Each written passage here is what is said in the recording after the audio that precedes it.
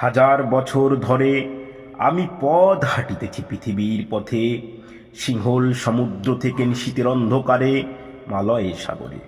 অনেক ঘুরেছি আমি বিম্বিসার অশোকের ধূসর জগতে। সেখানে ছিলাম আমি আরো দূর অন্ধকারে বিদর্ভ নগরে।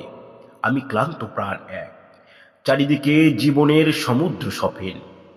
আমারই দুদণ্ড শান্তি দিয়েছিল নাটোরের বনলতা সে। চুলতার কবেকার অন্ধকার বিদিশার নিশা, মুক্তার শ্রাবস্তির কারুকার্য। অতি দূর সমুদ্রের পর হাল ভেঙে যে নাবিক হারায়েছে দিশা। সবুজ ঘাসের দেশ যখন সে চোখে দেখে দারুচিনি দ্বীপের ভিতর, তেমনি দেখেছি তারে অন্ধকারে। বলেছে সে, এতদিন কোথায় ছিলেন?